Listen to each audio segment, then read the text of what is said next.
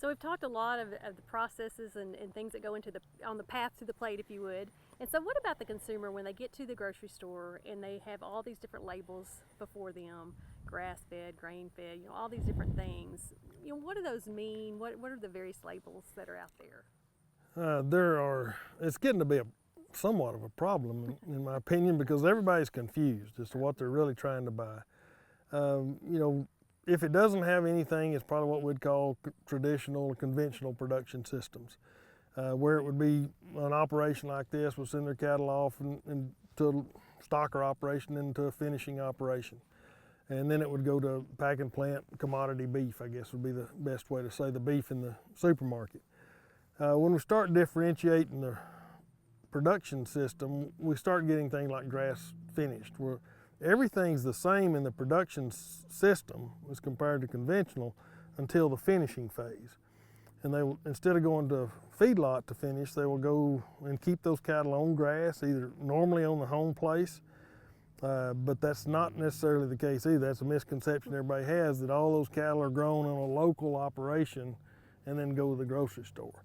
Right now, most of the grass finished product is going through large grass finishers. They're not cow-calf producers, they're grass finishers, and they're specializing in it because they're really good at it, and they've got a system that allows them to do that very efficiently. So much of the grass finished product that's produced in the United States is coming out of those kind of situations. We do import a lot of grass finished beef, and so if you are looking at grass-fed product, if you want U.S. product, you better look to see if that one was produced somewhere else, because we do get some from Australia and Paraguay and some other South American countries as well, but those are the two primary ones that I see locally. Nothing wrong with those products, it's just a different production system, and they have the interesting thing about grass finished product, they're a little more variable in taste because the grass is not always the same. In a finishing operation, using grain, the corn's basically the same all the time. The silage is the same, so that product is very consistent, tastes the same every time you try to cook it.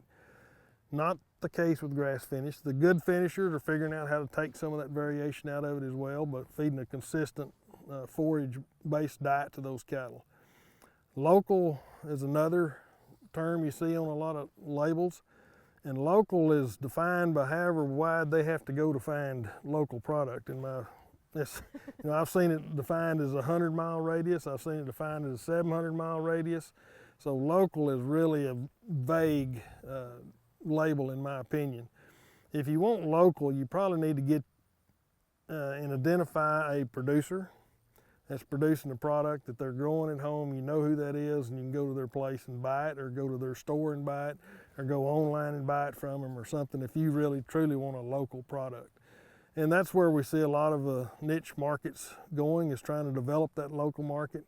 Some of those people will take their product to farmers markets and set up and sell, but that model's not very efficient.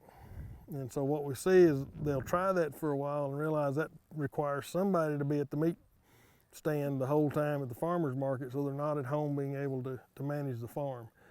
So a lot of them then will go to internet sales or on-farm sales to try to get around that. But that, if I was wanting local, that's what I'd do. I'd find me a producer and go buy their product. There's other things you'll see on labels. There's one of them that's a 100% vegetarian diet. That one drives me absolutely crazy, but all they're trying to imply that we haven't fed animal byproducts to that animal to get them to grow. Well, one, it's illegal to feed meat and bone meal from ruminant animals back to ruminant animals, so that's kind of off the table. At one time we did use a little bit of animal tallow, but most of that's gone to vegetable fat now as well. So most cattle, a huge percentage of the cattle are all fed a vegetarian diet. So that's another one of those that's labeled to make it kind of look different, but it's really not.